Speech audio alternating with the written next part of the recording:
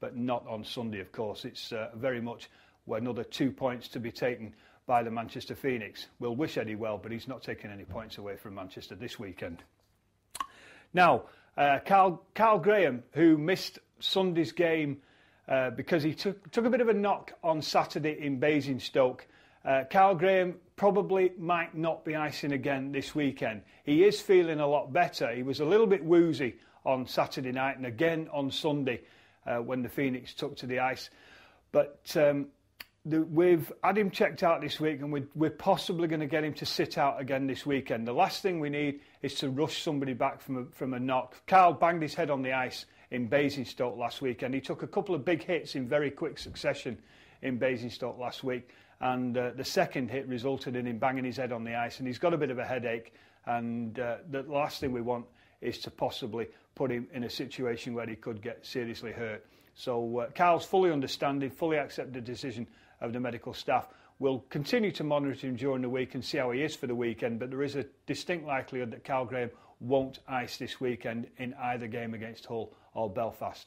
Omar Enefati was away with Team Hungary last weekend. Omar actually suffered a bit of a delay getting back from his exploits with the Hungarian national side because he had to fly from Manchester out to Budapest.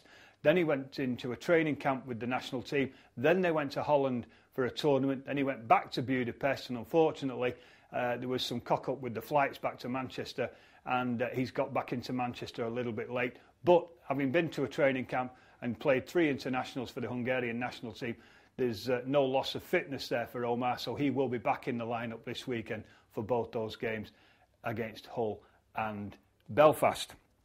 Now, what else this week? Oh yes, we've had a bit of a result with Trafford Borough Council.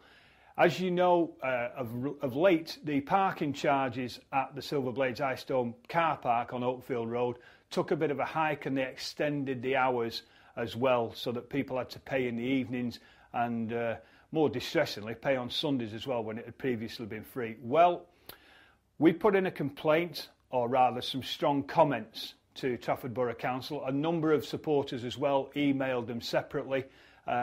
We had some dialogue with a member of the council, and he's written back to us and he's confirmed that from Thursday, Valentine's Day, whilst the new charges, the new cost of charges will remain the same, they won't be put back down to the original cost. They will remain as they are.